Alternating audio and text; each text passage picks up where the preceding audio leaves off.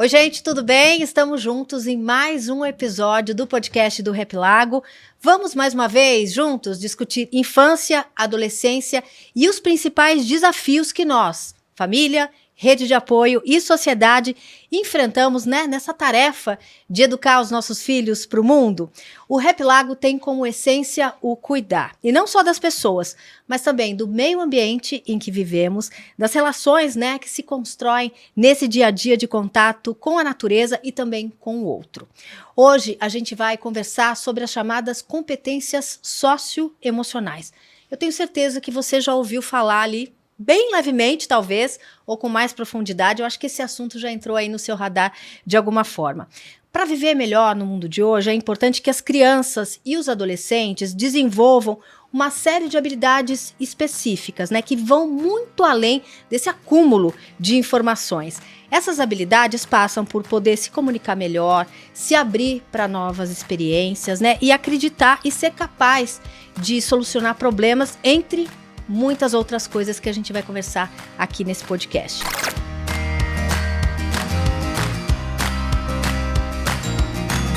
Bom, para nos ajudar a discutir esse assunto tão importante, tão interessante, a gente recebe o psiquiatra Pedro Pan, que é do Instituto Ame Sua Mente, uma ONG que promove ações voltadas para a criação de uma nova cultura sobre saúde mental no Brasil, e também a doutora em Psicologia e Educação pela USP, a Carolina Cavalcante. Ela também é autora do livro Aprendizagem Socioemocional com Metodologias Ativas.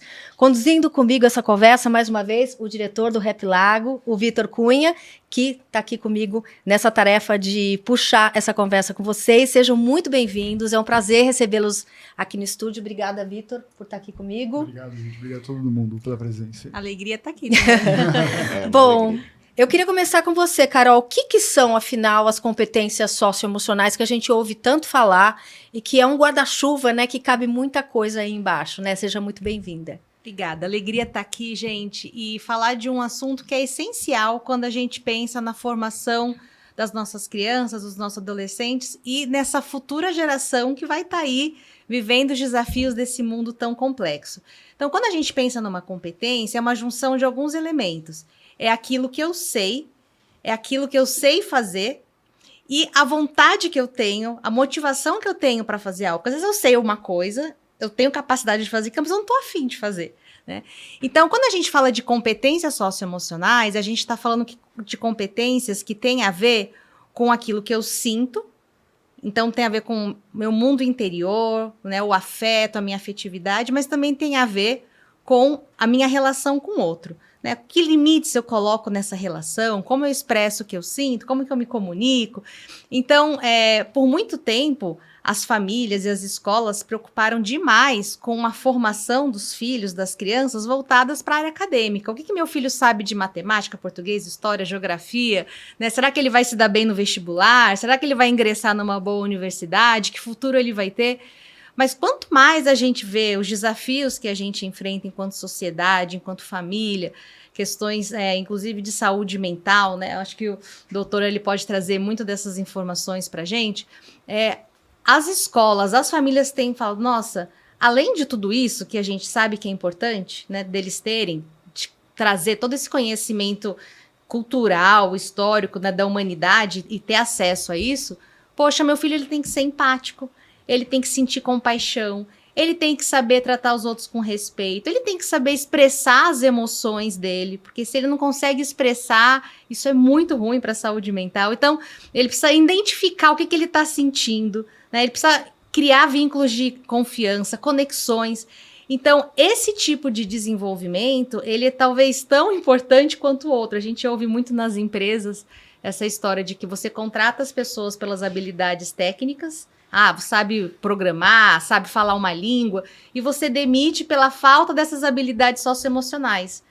Não sabe se relacionar com o outro, não sabe trabalhar em equipe. E daí tudo que ele tem de técnico, que pode ser muito bom, um super diploma, um mestrado, não adianta, porque ele não tem essa capacidade de trabalhar em grupo, Assedia o outro, faz bullying, Então, assim, hoje, quando a gente vê o que realmente importa numa formação integral, um desenvolvimento humano integral, é muito importante a gente olhar para essas questões. Mas a verdade é que muitos pais não têm muita noção de como apoiar os filhos nesse processo de desenvolvimento. As escolas estão correndo para olhar para isso, até tentando lidar com questões muito sérias de segurança, de violência, né, de bullying. Então, acho que é uma pauta super importante, porque a gente não pode ignorar que a falta disso está nos impactando diariamente. E vai ter consequências aí grandes no futuro se a gente não olhar para isso com bastante seriedade. Ô Pedro, eu queria pegar um gancho que a Carol trouxe aqui, que ela trouxe dessas situações que as escolas estão enfrentando agora, né? Eu não imaginei que eu fosse começar por aí, mas esse gancho me fez pensar nisso, né? Que é bullying, que é cyberbullying, que é problemas graves de saúde mental, depressão e até questões de suicídio. A gente tem visto isso, né?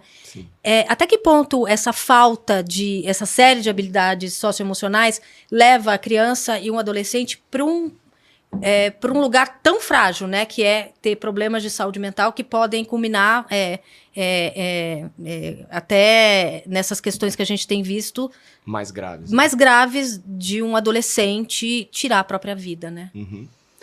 Eu acho que quando a gente está falando de um comportamento tão grave quanto esse, assim, acho que é legal até para começar do final, dizer que geralmente é um comportamento e é um quadro que ele é bastante complexo, né? Então é uma série de fatores que estão associados. É multifatorial, assim, multifatorial e então...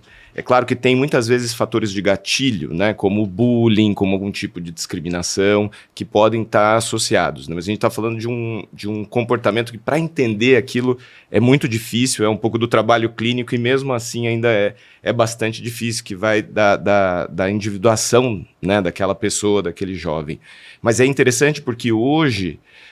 a perspectiva é sim entender como um desses fatores, mesmo dos quadros mais graves de transtornos mentais, é entender qual é o papel dessas habilidades, né, dessas competências socioemocionais que a gente já tem pesquisa, inclusive, com isso, é diferente do que só a ausência de sintomas e de problemas de saúde mental. Então, acho que esse é um primeiro conceito que, às vezes, é interessante a gente trazer. As duas coisas, elas, obviamente, se conversam, mas a gente já provou matematicamente isso, né? Tem uma diferença. Então, quando a gente está falando de empatia, a gente não está falando nessa capacidade de se comunicar, não significa dizer só que um jovem, uma criança não tem depressão ou algo assim. São habilidades, competências que elas, inclusive, ajudam a mitigar, a suavizar, amenizar essa manifestação de algumas doenças como depressão, ansiedade, né, ou mesmo comportamentos desse tipo mais autoagressivos. Então a gente sabe disso, hoje já tem uma evidência para a gente entender que desenvolver essas competências é importante para prevenir situações graves como essa. Claro que volto só nesse cuidado da gente entender esses casos, né, como casos que sempre vão ter lá suas especificidades. Mas o interessante é assim também. Às vezes a gente não controla a nossa vulnerabilidade, por exemplo, a nossa carga genética para desenvolver um transtorno mental. O que eu acho interessante das competências socioemocionais é a perspectiva que você desenvolve, você treina, você cria, você, né, vai afinando, vai ajustando aquilo, né? Então acho que nós chamaríamos assim, né, de um aspecto modificável. Então, isso é interessante. Alguns fatores de risco para um transtorno, como a depressão ou como um comportamento suicida, a gente não consegue modificar. Eles são inerentes, estão na base. Outros a gente consegue, não são tantos assim, mas quando a gente tem essa oportunidade, a gente tem que usá-la. Agora, eu acredito que tem pais assistindo a gente que falam assim, tá bom, tô convencido. Como é que eu faço para ensinar essas habilidades socioemocionais para o meu filho, né? Como é que eu faço para ele ser empático? Como é que eu faço para ele ser resiliente? Como é que eu faço para ele conseguir trabalhar em grupo, né? Não é uma receita de bolo, né, Carol? Mas qual que é esse caminho? E por que é importante que isso comece a ser ensinado logo na infância? Então, acho que é importante falar que já existem organizações que trabalham o desenvolvimento socioemocional, que tem essa fórmula, né, desse caminho há bastante tempo. Então, a CASEL é uma organização norte-americana que existe há mais de 30 anos E eles trabalham no desenvolvimento socioemocional a partir de 5 grandes competências, que é o autoconhecimento, então, saber quem eu sou, meus valores, meus princípios, né, minha identidade. Então, a gente trabalhar isso com as crianças. Então, assim, pegando esse primeiro, o que um pai pode fazer para o filho se autoconhecer?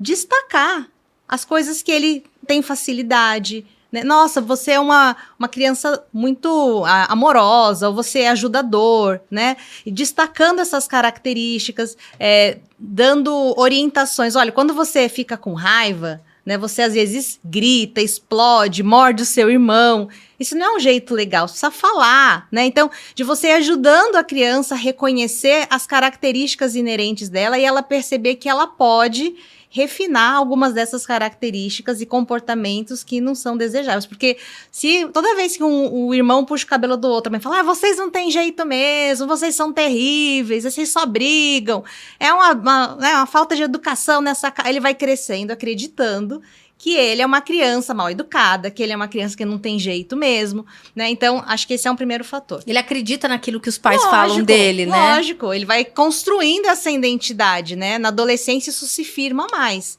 né? Quem eu sou no mundo, qual é o meu lugar? Por isso que até tem esse afastamento um pouco dos pais, porque eu estou explorando essas diferentes nuances de quem eu sou. A segunda grande competência que a Casel desenvolve e propõe o desenvolvimento num framework socioemocional que ela traz é a autogestão, que é a capacidade de eu colocar objetivos e cumprir. Pai, quero jogar basquete. Vou pagar a escolinha de basquete para você. Faz 2 anos. Não é basquete, agora é tênis. Então, assim, como que eu consigo, às vezes, começar alguma coisa e terminar, né? Então, colocar um objetivo e cumprir, gerir também o que eu sinto, não sair explodindo, gritando, chutando todo mundo quando eu tô com raiva. Então, isso é autogestão, a gente aprende. O terceiro é a consciência social. Tem a ver com empatia, compaixão. Como que eu vou olhar para o outro, perceber a dor do outro, me relacionar com o outro, né? Então, essa é a terceira grande competência. E a gente pode fazer muito isso em casa também, né? De ajudar a criança a ter um animal de estimação. Como que eu vou ali tratar aquele animal? Pô, tá com fome, não é você que tem que dar comida pro bichinho que você tanto quis? Então, tudo isso você vai desenvolvendo empatia, é fazer a criança vivenciar aquilo, praticar aquilo em casa. A quarta são as habilidades de relacionamento, que aí envolve comunicação, vou ter que trabalhar, você e seu irmão vão ter que arrumar esse quarto aqui, vai ter um que vai ficar deitado jogando no celular e o outro que vai fazer tudo, então, como que você vai desenvolvendo essas habilidades de se relacionar com o outro? E a última é a tomada de decisão responsável, é a gente entender que tudo que a gente faz impacta o outro e impacta a nós. Então, eu tenho que ser responsável com o outro, mas comigo também, né? Então, não posso só me doar. Eu me lembro que meus filhos tinham uma época que um era muito mandão e toda noite deitava na cama e gritava pro irmão mais novo, busca um copo de água pra mim. Aí o mais novo ia, levantava da cama, eu falei, peraí, você não pode buscar água pra ele, né? E aí você vai trabalhando essas coisas no dia a dia da família. Então, eu gosto da Casel, que é a Collaborative for Social and Emotional Learning, né? Association. Eu gosto porque eles trazem essa perspectiva dessas 5 grandes áreas. E aí as escolas, né, também têm programas voltados para o desenvolvimento dessas 5 grandes competências e têm trabalhado em parceria com a família, porque muitas crianças passam muito mais tempo na escola do que em casa. Então, como que as escolas também olham para essas 5 grandes áreas? Aí depois a gente pode falar um pouquinho como que a Casel tem feito isso. Mas o interessante é que eles têm uma pesquisa com mais de 2.400 crianças e adolescentes que mostra que quem passa por programas específicos, onde isso é olhado com intencionalidade, né, num trabalho escola, família, na adolescência, menos incidência de gravidez, menos problemas de saúde mental, melhor desempenho acadêmico. Então, assim, várias vantagens das crianças que tiveram a oportunidade de passar por programas de forma mais intencional. Porque, às vezes, você fala assim, minha escola já faz trabalho em grupo, eu estou desenvolvendo habilidades de colaboração. Não necessariamente. Tem alguns elementos, né, que a Casel traz que a gente tem que olhar para garantir que esse ciclo se feche. Porque, às vezes, é uma ação isolada aqui, outra ali, não vai fazer um efeito de desenvolver uma competência, que é algo um pouco mais complexo, mas super possível. Ô Pedro, e desde quando as escolas começaram a olhar isso, né? Você que atende muitos adolescentes, né? Desde quando isso se tornou algo importante, né? Porque a Carol mesmo disse no começo, antes as escolas queriam saber, eu ensino português, eu sou bilíngue, eu tenho o Studio Maker, né? Quando que isso se tornou algo realmente importante para essas instituições de ensino? Eu acho que esse é um movimento que a gente pode olhar mais para trás e pensar assim que já há muitas décadas a gente tem colocado uma ênfase menor na capacidade cognitiva como a única coisa, né, inteligência eu quero dizer aqui, né, QI, como a única coisa que ia determinar o sucesso de uma pessoa no futuro. Qualquer dimensão que se olhava, isso era um conceito, né, do século passado que foi, aos poucos, sendo desconstruído. Você olhava o QI, media, né, o QI da pessoa e falava, nossa, ele é inteligentíssimo, então ele vai se dar muito bem na vida. E tem estudos de longo prazo, realmente de muito longo prazo, que mostram que essa não é necessariamente a realidade. Na verdade, já na média não é exatamente assim, né? Assim, você tem os extremos em particular, na verdade, você tem como, né, não é fácil se adaptar, por exemplo, com um QI muito alto, né? E daí você vai entendendo, e a partir daí você começou a entender, eu sempre esperava quanto mais melhor ou algo nesse sentido, você vai entendendo que tem uma outra dimensão de comportamentos, né, de habilidades, do nosso jeito de ser, estar dentro de uma sociedade, de uma família, que são tão determinantes, tão importantes para olhar para o futuro, né, daquela criança, e muitas vezes mais do que a própria inteligência, ou o quociente de inteligência, que é o tal do QI. Então, isso vai se dando, né, no final do século passado, a gente vai entendendo isso melhor, são novas teorias da psicologia que vêm, né, para tentar dar conta de explicar, assim, puxa, como é que a gente chama isso? E, querendo ou não, as competências socioemocionais, digamos assim, é um grande arcabouço dessas teorias de dizer assim, olha, por que só a inteligência não justifica o que você vê no futuro? E aí, acho que essas dimensões da Casel são justamente um ponto de partida para a gente começar a trabalhar, que começa lá, então, com 30 anos aí, mas da oficialização, digamos, da Casel, mas vejo aí nos últimos 10, 15 anos, né, essa implementação mais prática, né, desses currículos de competência socioemocional dentro das escolas. Até por força realmente de lei e de mudança, de entender isso como uma necessidade do currículo nacional, né, que já tem aí mais de 5 anos. A forma como se isso é implementado, eu acho que ainda é desafiador, e aí a gente pode, acho que talvez, discutir, né, porque pensar que você vai, né, começar aula de socioemocional, né, para uma criança de 8 anos, vamos lá. Vai na lousa, né? Empatia, né, tópico 1, considerar a emoção dos outros, não dá. Né? Então, eu acho que você tem também, junto com isso, foi criada, né, uma série, se a Carolina quiser comentar, assim, de ferramentas para promover esse desenvolvimento. É claro que se a gente pensar também, né, eu acho que é legal sempre fazer contrapontos, assim. As escolas, os educadores sempre foram sensíveis a entender que uma criança precisa aprender mais do que... Né, qualquer boa professora ou bom professor sabe disso, né? Mas hoje você tem essa estrutura, né? Porque, por outro lado, não eram todos que faziam isso, mas muitos, né, traziam elementos assim, vamos ter no grupo, espera da vez para outro falar, tal, isso, né, assim, acho que o que a gente tem de novo agora é uma implementação, um método. No adolescente, por exemplo, é um momento dentro da aula, né, da sua grade curricular, perdão, pensado para ele olhar, por exemplo, para qual que é o meu projeto de vida. Né? Então, acho que essas implementações são técnicas diferentes, mas eu acho que essa é a novidade, digamos assim, né? Eu acho muito legal o que vocês comentaram, porque a gente tem uma experiência, eu tenho uma história muito boa, assim, da prática da empatia. Uma professora, né, levou o grupo de alunos, né, professora coordenadora, levou um grupo de alunos para o acampamento. E a gente trata o socioemocional de uma maneira bem... bem importante, bem relevante para a gente, né? Entender o que está acontecendo e ajudar a lidar com frustração, etc. Mas é engraçado porque as coisas mais impactantes acontecem nas pequenas coisas, né? Porque, eles têm um espaço de convivência. Então, assim, a criança dormia, tomava banho, a professora acompanhava e tudo. Em determinado momento, eles vão para o lago e a criança fala assim, mas professora, você usa maiô também? E é muito louco, né? Pensar do ponto de vista da criança, né? E aí ela começou a entender que a professora também era um ser humano e que tinha, né, que comia, se alimentava, porque ela estava vendo, afinal de contas. E o resumo disso tudo é que quando eles voltam para a escola, essa criança se conecta de uma maneira muito intensa com a professora e é mais participativa, começa a ter resultados melhores na escola, né? Então a gente acompanha isso, porque as escolas voltam, né? Então a gente vai acompanhando esse decorrer esses desencadeamentos, né? Desenvolvimento, e achei muito interessante, né? Porque a gente tem uma série de ferramentas, mas às vezes, né? As coisas estão dentro de casa, estão nas coisas mais simples e corriqueiras, né?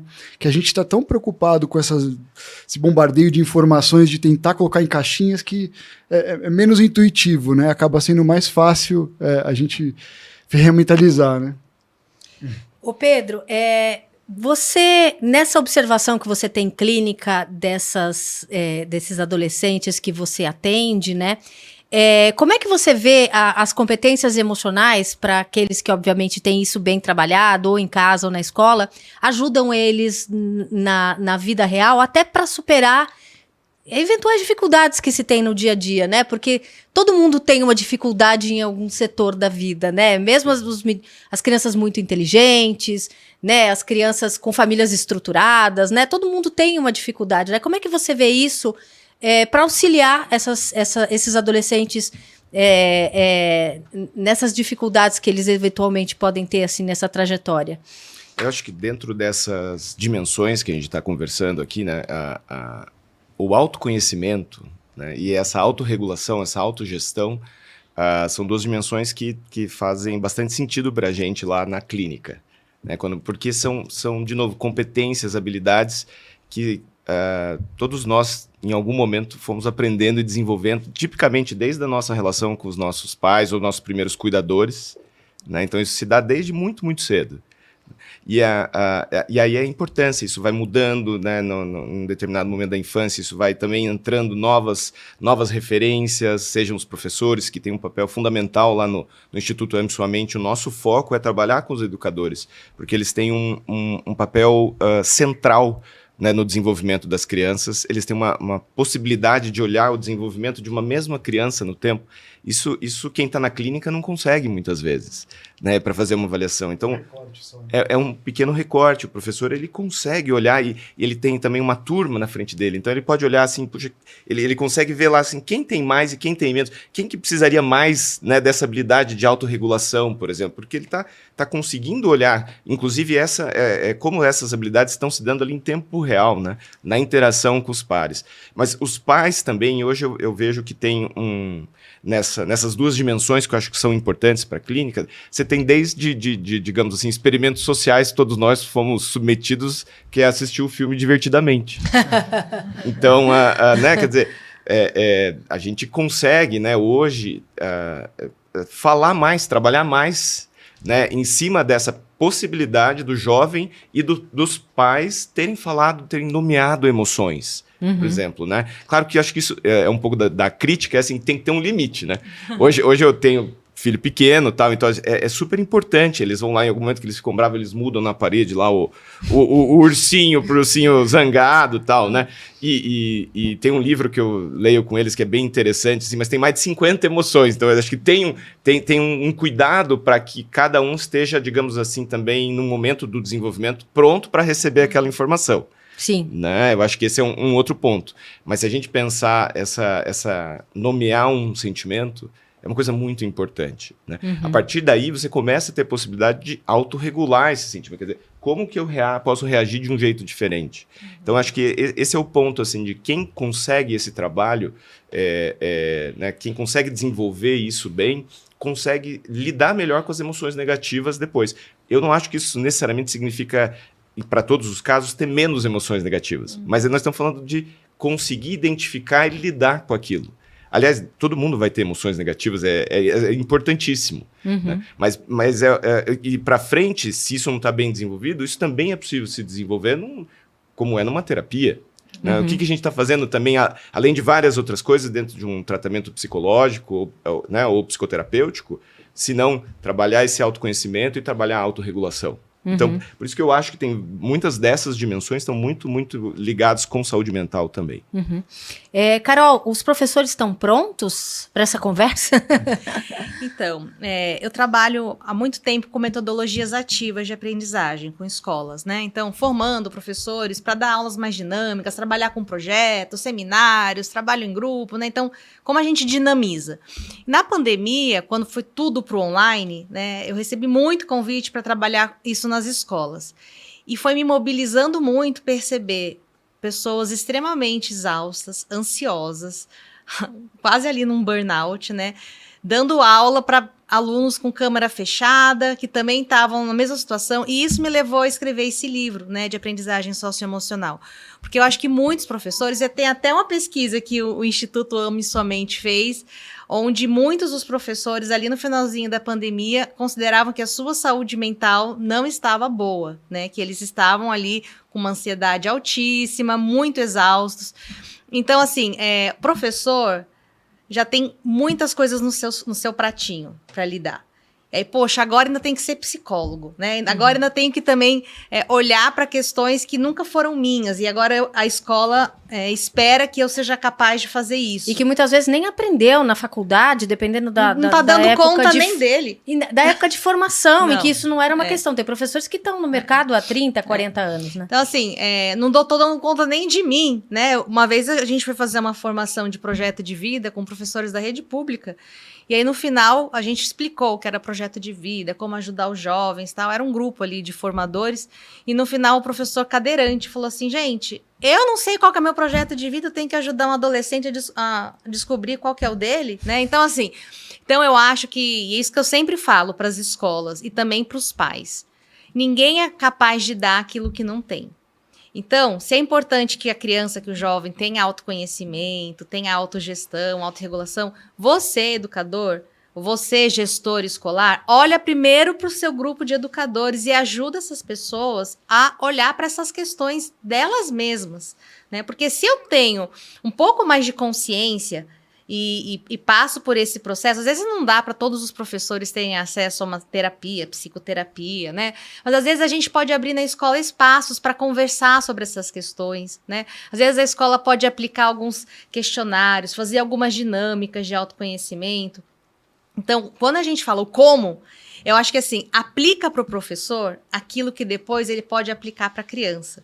Então, nesse livro de aprendizagem socioemocionais, por que eu trago metodologias ativas? Porque a metodologia ativa é aquela que sai do meramente explicar ou entregar um texto, entregar um conteúdo. É aquela que quem está aprendendo está protagonista, está participando, está envolvido, está criando, né? Então, quando eu falo crianças, vamos usar materiais recicláveis para a gente criar um foguete, né? A gente faz muito isso em aula de ciências. Isso é uma metodologia ativa. Ou vamos fazer uma roda de conversa, vamos criar aqui uma peça de teatro. Isso é uma metodologia. Vamos aprender história do Egito Antigo. Eu sou Cleópatra, você, né? E por aí vai.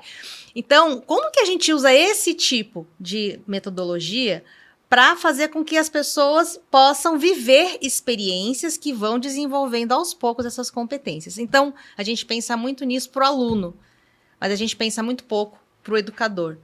Então, acho que assim, quando a gente cria para o educador situações problema, simulações de situações de conflito, que ele possa, como que você agiria numa situação dessa, né? Põe o educador para fazer uma peça de teatro, né? Para viver ali uma situação, expressar o que ele está sentindo, né? Veio um aluno e te confrontou de um jeito desrespeitoso, como que você reage, como que você lida com a sua emoção?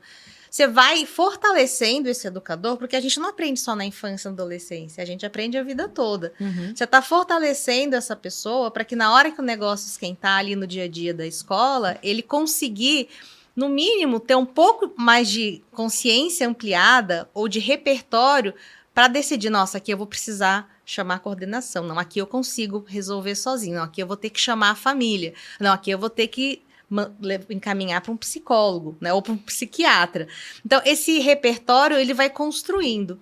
E as famílias, a mesma coisa, né? Se eu tenho uma mãe, um pai que tá ali, tem um transtorno mental seríssimo, isso vai afetar a criança de várias formas, né? Então, o tanto que a gente está olhando para nosso próprio desenvolvimento socioemocional enquanto adultos e cuidadores, para que a gente seja capaz de apoiar as crianças nesse processo. Aí, lógico, às vezes a família não vai ter todas as ferramentas que talvez a escola tenha, né? Ou talvez um profissional da área da saúde tenha, mas ter a consciência de que isso é importante e questionar na escola. Por que a escola abre uma aula semanal de socioemocional no currículo?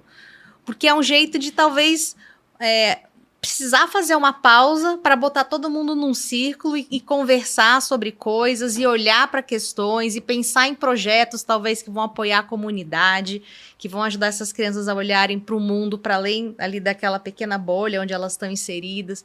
Então, eu acho que é positivo. Tem escolas que todos os professores trabalham um pouquinho ali na sua própria aula, né?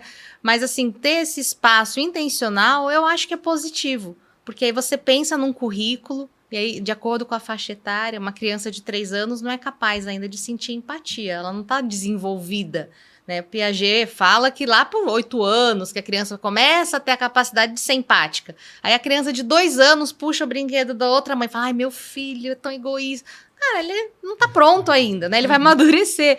Então, assim, entender um pouco dessas questões também é importante pra gente ver o que dá pra esperar de uma criança em determinada faixa etária. Poxa, de um adolescente eu já posso esperar um pensamento um pouco mais complexo, uma análise, né, das situações. Ele tem a capacidade para isso. Então, eu posso ir lá e pedir que ele também haja de acordo com aquilo que ele dá conta. Então, eu acho que o jeito de trabalhar é esse, propondo projetos, coisas que você vai envolver a família, vai envolver a comunidade, coisas que eles podem criar soluções. Poxa, bullying é um problema sério na escola. Reúne um grupo de alunos de diferentes turmas, um comitê que vai pensar em caminhos para a gente ter o squad anti-bullying aqui na escola, né? E aí, esse processo vai ser tão rico de aprendizagem para eles, para os professores, para todos os outros envolvidos, do que eu ir lá e dar uma aula explicando, olha as consequências do bullying, tipo, vai cair na prova. Não é isso. É fazer. Muito menos teorizar, muito mais fazer. Pedro, já temos sentido os benefícios dessas competências socioemocionais tendo sido colocadas em sala de aula, em virar assunto ali de pais e de mães? A gente, quando estava na escola, não tinha ainda esse momento, mas já faz ali uns 20, 30 anos que isso tem aparecido, né? Os resultados já começam a aparecer? Eu acho que sim. Eu acredito que, de uma forma geral, também essa mudança vem acontecendo na sociedade. Quer dizer, poder falar sobre saúde mental, poder falar sobre suas próprias emoções, porque é isso, se eu estou ensinando isso para as crianças, aí elas têm que ter um espaço para poder falar sem julgamento. Que, aliás, não deixa de ser uma outra habilidade socioemocional, né? Você poder ouvir sem julgar e, né, sem necessariamente estigmatizar. Um ambiente seguro, né? Um ambiente seguro, né? Então, assim, eu acho que isso vem acontecendo como sociedade, de uma forma geral. É claro, e a gente tem pesquisa que mostra isso, que, por exemplo, hoje ainda, dentro do contexto da nossa sociedade brasileira, um dos principais motivos de uma mãe não levar uma criança ou um adolescente para um atendimento em saúde mental não é a falta de serviços, é estigma, é o preconceito sobre o que aquilo significa. Então, ainda há um preconceito importante, mas eu acho que é importante colocar que isso vem mudando, né? Volto nesse exemplo, da gente poder nomear emoções num filme que vai falar sobre isso, né? A gente tem hoje, culturalmente, várias pessoas importantes. A gente viu agora na Olimpíada quantas pessoas, né, quantos atletas, campeões ou não, puderam, né, dizer assim, olha, eu lido com questões de saúde mental. Né? Eu não estou pronto nesse momento, vou desistir para voltar na próxima. A gente teve isso com a Simone Biles, exato, que voltou maravilhosa depois, né, de se tratar. Exato, e daí, nesse sentido, né, eu acho que antes, você pensar ainda mais num esporte como esse, né, que exige perfeição a todo custo. A ginástica olímpica, né? Então, assim, eu acho que há mais abertura, né, para a sociedade como um todo. E eu acho que isso tem efeitos positivos já.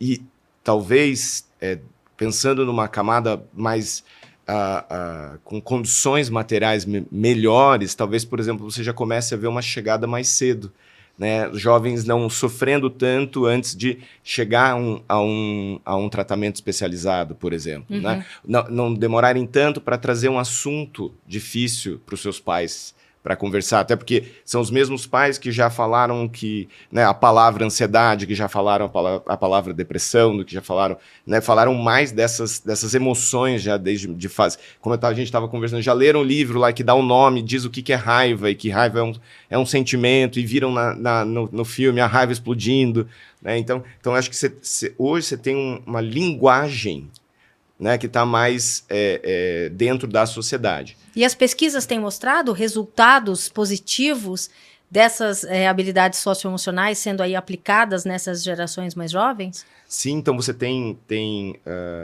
pesquisas mostrando isso que é interessante, né? Não é só desfechos positivos na parte educacional. Né? Eu acho que isso é bem importante colocar, mas desfechos positivos, né? Você chegou a mencionar, de comportamentos ali, você espera de um adolescente, né? De ser mais empático, evitando comportamentos de risco, né? Como iniciação precoce de uso de substâncias, né? Então, acho que tem uma série de indicadores. A gente tem um estudo que conduzido aqui no Brasil, né? Com 2.000 crianças que a gente segue e que hoje já são adultos jovens.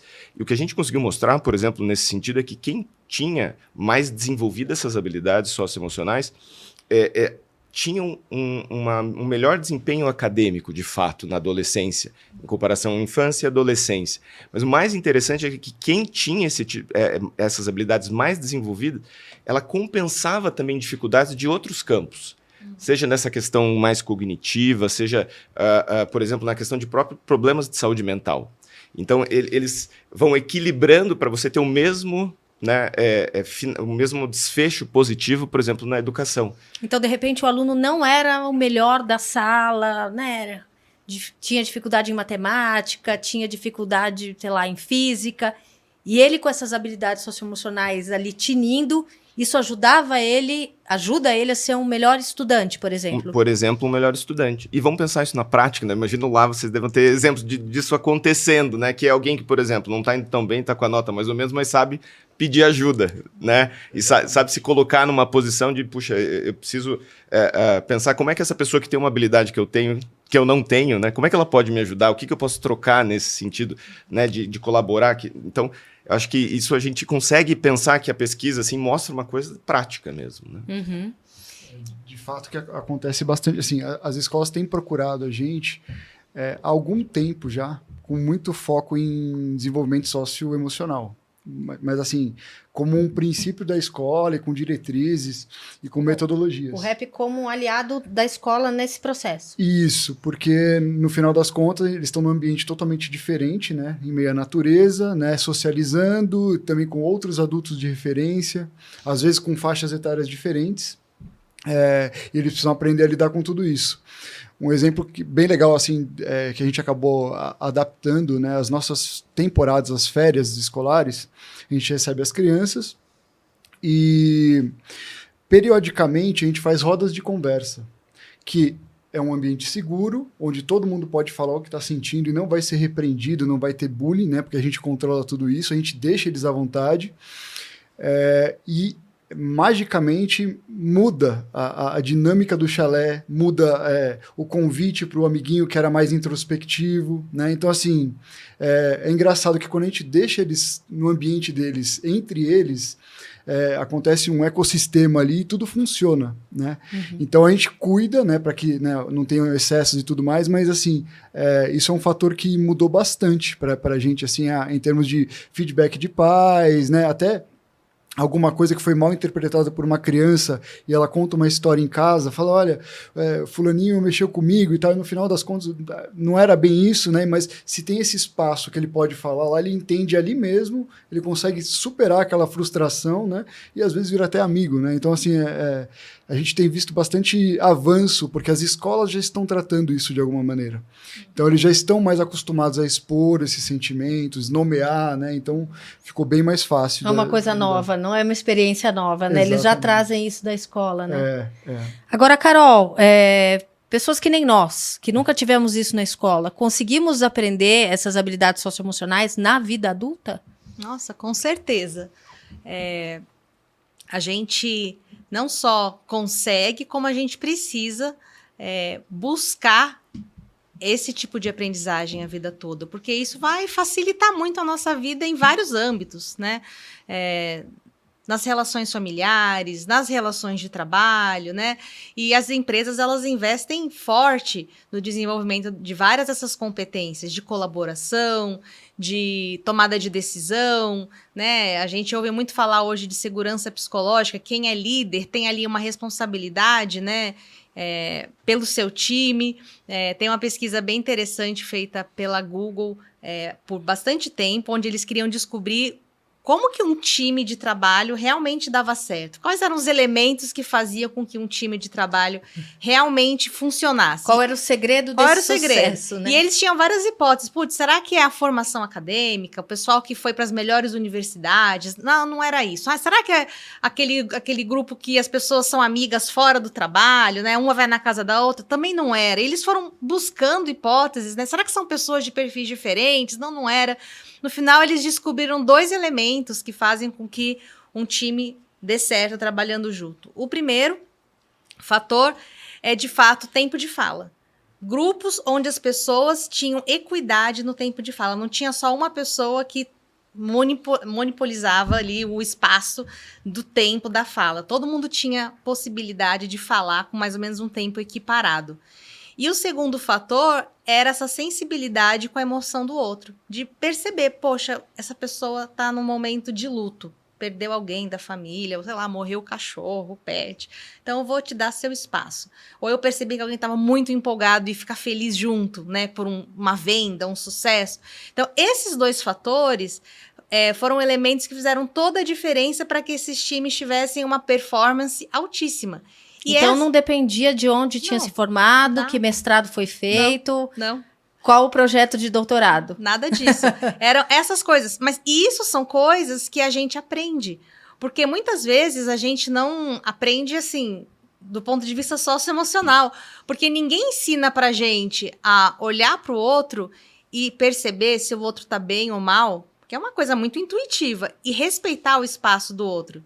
Acho que tem uma coisa antes disso, né? As pessoas não mostram nem a vulnerabilidade, Exato. Né? A gente foi criado com um autoritarismo de que tem que estar sempre bem, sorrindo, né? Então, quando não mostra isso, fica bem difícil, né? De você perceber também. Né? Então, essa sensibilidade e essa possibilidade de eu não querer dominar tudo e eu dar o espaço para o outro falar e acolher ideias diferentes da minha, isso é fundamental. Aí eu tô falando de uma pesquisa feita no ambiente de trabalho, né? Que a gente está aqui na luta também, cada um de nós, né?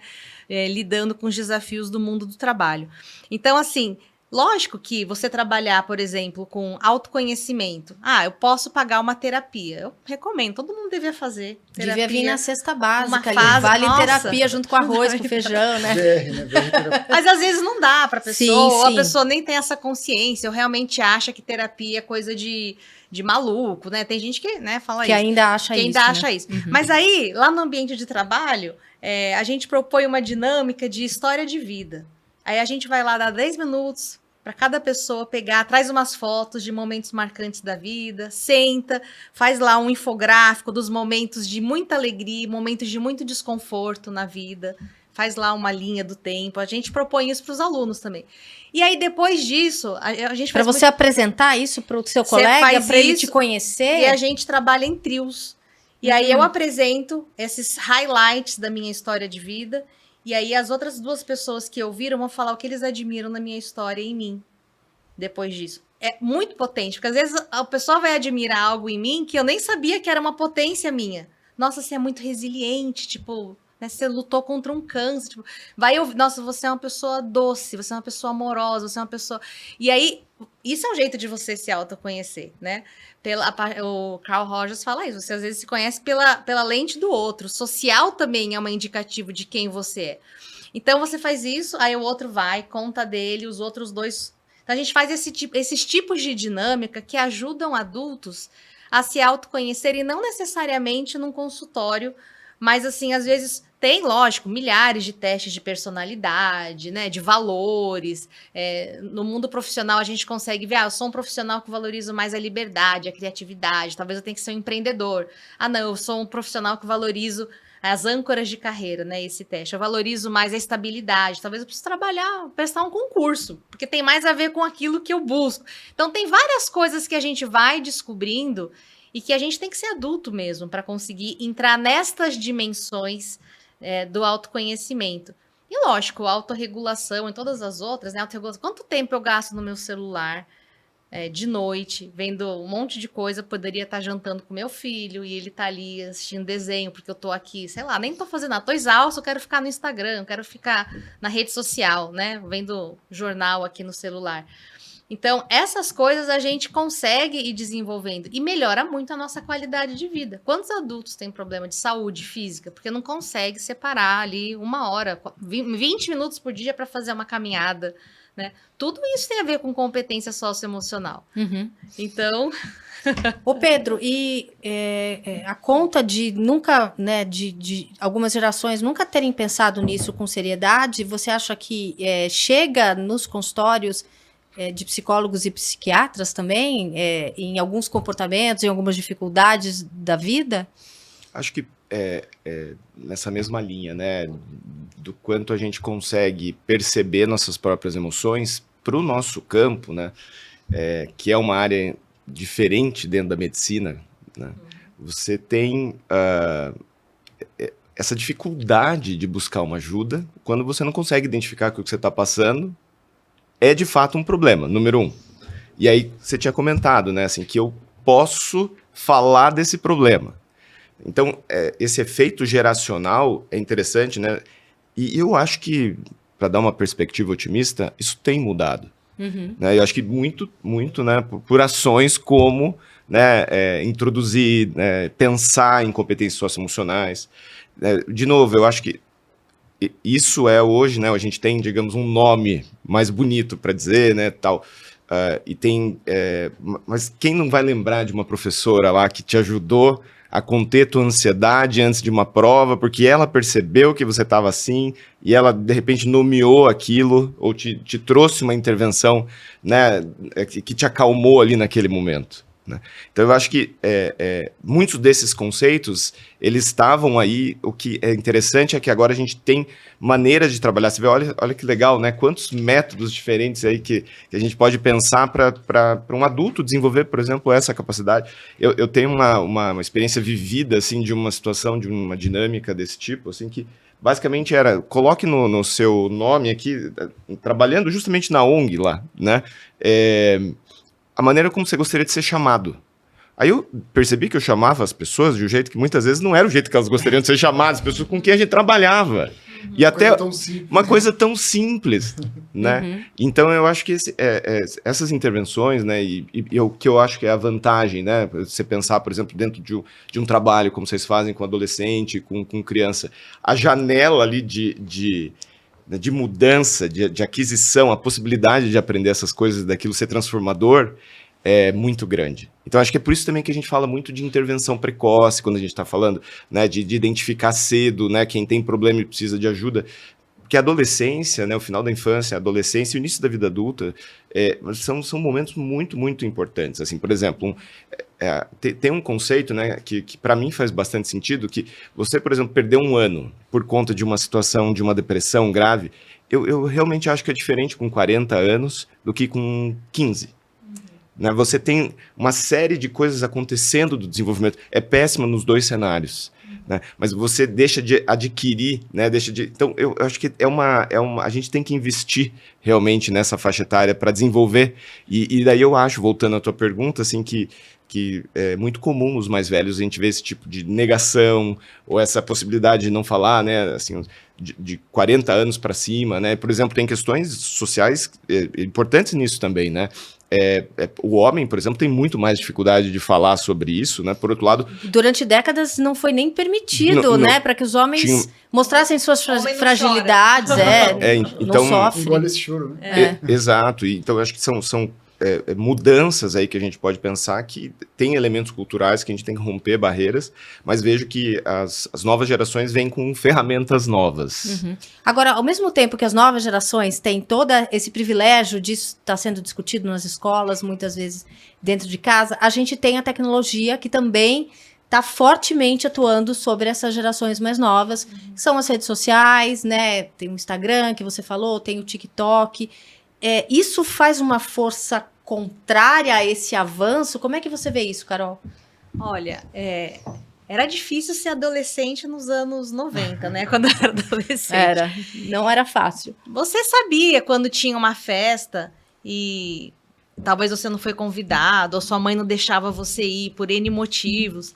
Mas hoje você tá o tempo inteiro olhando a vida de todo mundo e percebendo que você não tá vivendo, né? Olhando a vida, né, de todo mundo. E Né? sob um recorte Nossa. extremamente positivo, né? Porque as pessoas só Exatamente. postam coisas maravilhosas, Exatamente. recortes de realidade nem sempre reais. Não né? só não recorte, né? O próprio filtro que vai me deixar com a pele perfeita, o rosto perfeito, o cabelo lindo. Então, assim, é uma vida tão recortada que quando às vezes você compara o que o outro tá vivendo e eu não tenho, ou não me sinto pertencente, né? Porque eu acho que também essa questão do pertencimento é uma questão muito forte. Não só para criança e para adolescente, todos nós. Né? Quem já passou por uma ruptura de um relacionamento e teve que reinventar a sua rede social, seus amigos, sei lá, um divórcio, né? Aí os amigos ficam com o cônjuge, e aí quem sobrou pra mim, né? É super doloroso, às vezes dói mais do que perder o ex-marido, você tem que perder os amigos, né? Então, tudo isso, com certeza, traz um peso para as crianças e para os adolescentes. E tem pesquisas aí bem amplas que mostram que isso tem mudado comportamentos. Então, assim, os adolescentes estão demorando mais tempo para dar o primeiro beijo, estão demorando mais tempo para querer tirar a carteira de motorista, né? Na nossa época, deu 18 anos, no dia seguinte já tô lá. Precisa mais, é um outro ritmo, porque as coisas estão acontecendo ali no mundo digital, né? Para começar a namorar, o negócio demora muito mais. Então, assim, tem coisas que a gente vê como tendência, lógico que a gente não pode generalizar, né? Mas um amadurecimento que demora um pouco mais para acontecer, porque as tecnologias elas vêm ali como intermediárias e os pais também super protegendo, né? E eu sou mãe de um de 15, um de 17. E a primeira vez que eu botei meu filho no avião para fazer um intercâmbio fora, eu quase morri. Não vai chegar vivo, alguém vai sequestrar no banheiro, dentro do avião, né? Aquela coisa. Mas é super importante. Então, acho também esse negócio de olhar para o espaço do acampamento como um espaço deles terem essa autonomia, deles estarem longe do olhar dos pais e viverem coisas, viverem experiências reais, em contato com a natureza, em contato com outras crianças. Porque eu acho que a pandemia ela trouxe uma ruptura muito grande nas questões sociais. Né? Quando esses meninos voltaram para a escola, eles não sabiam conviver.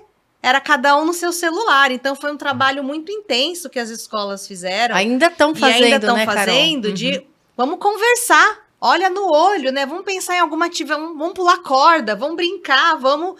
Né? Então, assim, com certeza, tudo isso é prejudicial, sim, para a saúde mental. Se, de um lado, a gente tem as tecnologias que facilitam acesso à informação, a gente tem ali o mundo na palma da mão, por outro lado, a gente tem imagens pesadíssimas de guerra, de morte, de coisas... Às vezes, eu tô aqui na minha rede social e vem uma coisa que eu não queria começar meu dia vendo aquilo. E não é só com a gente, isso também acontece com crianças e adolescentes. Que tem menos maturidade, muitas nem vezes. tão preparados para ver aquilo. Imagens ali da faixa de Gaza, tipo, por que isso tá aparecendo aqui na minha tela, né? Então, é um mundo cruel.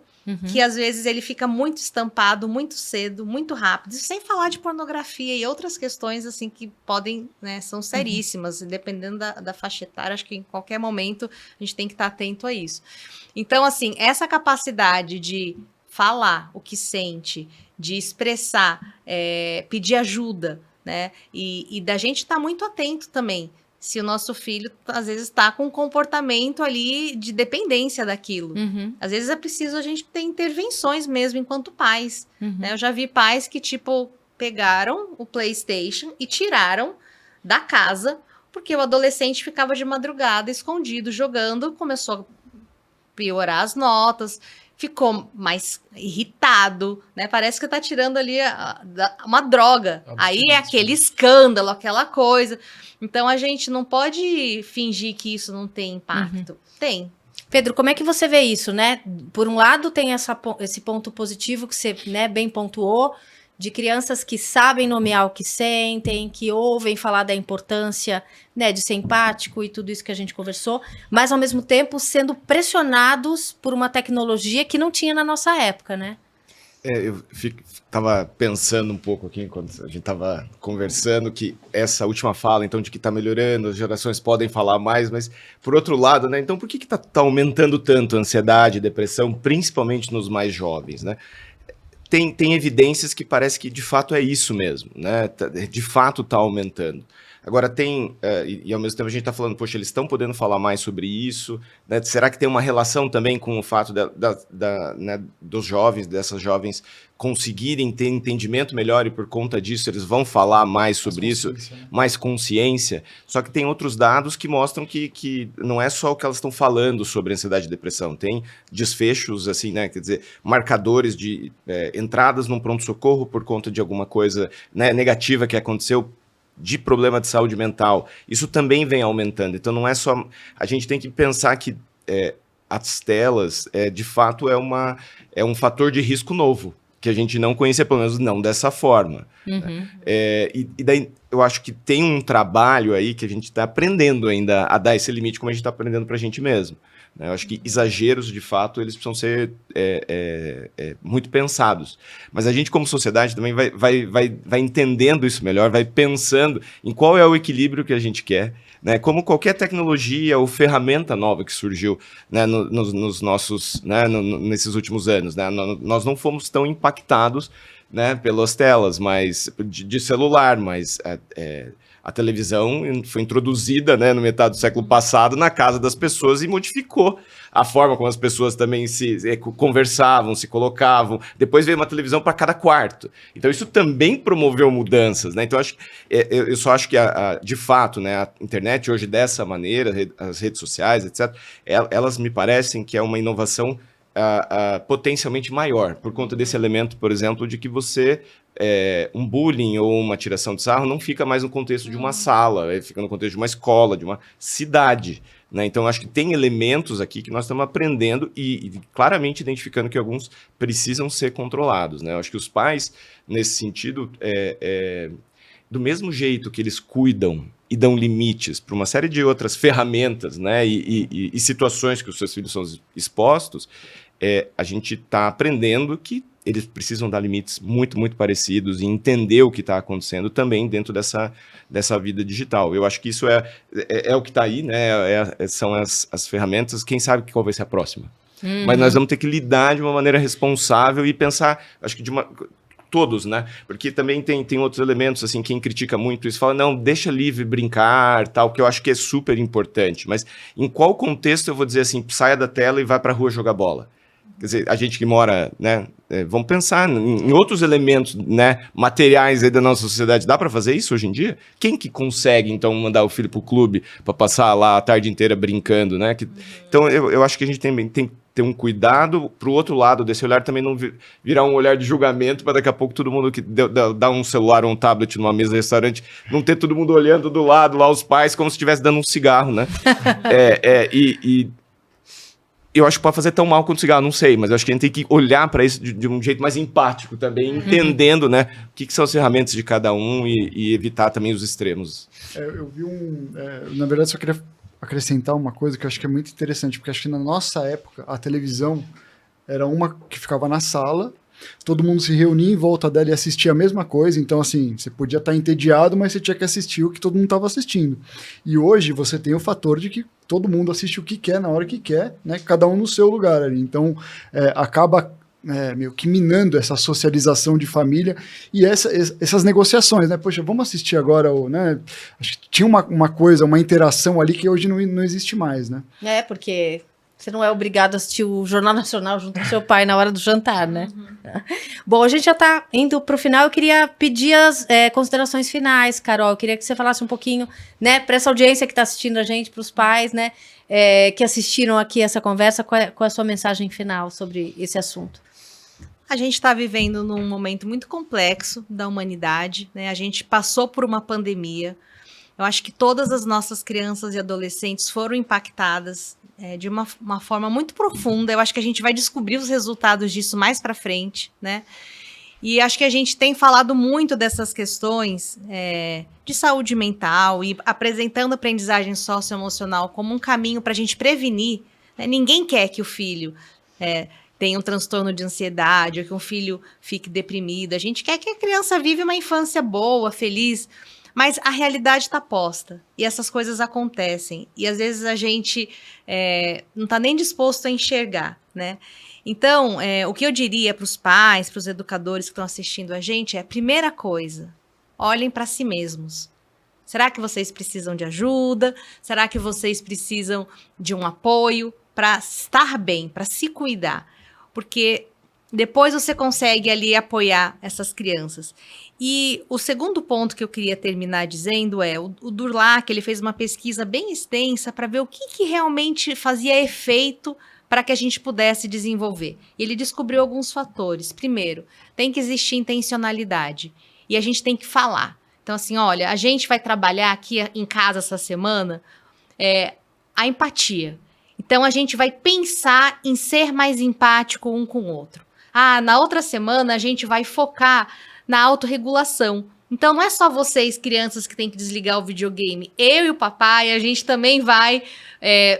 na hora do jantar, não pegar no celular, a gente vai, então assim, de intencionalmente pensar qual é a competência socioemocional que eu quero desenvolver em mim mesmo e no meu filho, e fazer um sistema da gente aprender junto enquanto família. Porque às vezes a gente joga tudo na criança, mas eu tô fazendo tudo o oposto do que eu tô cobrando dela. Ou às vezes joga tudo na escola, né? Tudo Deixa que a escola resolve esse BO pra mim, mas né? eu tô fazendo tudo o oposto, né? Ele não pode nada, mas eu posso ficar assistindo, maratonando na minha série do Netflix, e eu fico brigando que ele tá jogando o joguinho dele no celular. Então, assim, vamos ser coerentes, né? Então, assim, essa intencionalidade, né? E de nomear. A gente tá olhando para essa questão. Olha, a gente tá aqui muito irritado. Vamos respirar 10 vezes, né? Fazer um mindfulness aqui. Dar uma respirada pra gente tentar falar num tom melhor. Ninguém gritando com ninguém, né? Meus filhos brigam muito um com o outro, mas você tá gritando com o seu cônjuge, com o seu parceiro o tempo todo. Então, assim, esse tipo de coisa. O segundo aspecto é da gente pensar mesmo em criar situações que a gente dá oportunidade para eles fazerem essas escolhas, viverem esses dilemas, né? Se frustrarem, se sentirem desconfortáveis de terem que tomar uma decisão que talvez não é o que eles querem, né? Então, com essa consciência, a gente vai conseguindo ampliar. E lógico que a parceria com a escola, ela sempre ajuda, porque a escola ela tem ali ferramentas que podem nos ajudar. E é isso, eu acho que a gente está aqui nessa vida para aprender, a gente vai aprender sempre, e tendo a consciência de que esse aprendizado é um aprendizado que vale a pena investir, a gente vai colher os frutos, vamos nesse caminho que é muito bom. Pedro, eu queria agora a sua mensagem final, né? A gente está falando aqui de competências socioemocionais, qual que é a mensagem que você quer deixar para os pais, para os educadores, para as famílias que estão assistindo a gente? Primeiro, agradecer, né, essa oportunidade, foi uma conversa ótima. Eu acho que é colocar um pouco dessa perspectiva, né, de que a gente consegue mudar algumas coisas da gente mesmo, né? Então, é isso, a gente aprende, a gente desenvolve, a gente erra, a gente acerta. E eu acho que ter essa postura, né, com autocompaixão também, né, porque esse lugar do pai, do professor, é muito fácil também achar só erros e só os problemas, né? E eu acho que é interessante que a gente tem essa abertura, e eu acho que um outro conceito interessante de colocar é que competência socioemocional, retomar isso, né, não é a mesma coisa que não ter problema de saúde mental, né? São duas coisas que correm juntas, se comunicando, mas elas funcionam também de uma maneira separada, né? Então eu acho que é pensar por isso, e essa conversa, eu acho que é interessante esse conceito, porque daí ele está falando assim, não, então isso vale para mim, né? Não é só para quem tem algum problema ou quem está ansioso, não, isso vale para todo mundo, né? Então eu acho que esse para mim talvez seria o conceito para levar para casa, assim. A gente está falando de todo mundo, a gente não está falando, né? A gente está falando de promover saúde, promover bem-estar, é para todo mundo, não é só para quem tem já algum problema. Bom, eu queria agradecer a presença do psiquiatra Pedro Pan, do Instituto Ame Sua Mente, e também da doutora em Psicologia e Educação pela USP, a Carolina Cavalcante. Agradecer ainda o Vitor Cunha, diretor do Rap Lago, que me ajudou a conduzir esse bate-papo. Obrigada pela parceria, obrigada pela presença de vocês, e um agradecimento também a você que acompanhou essa discussão aí do outro lado da tela ou pelos tocadores de podcast. deixe o seu comentário, assine o canal do Rap Lago no YouTube, porque tem muito mais conteúdo de qualidade que a gente está produzindo e que está vindo por aí. Um ótimo dia, beijos, até a próxima.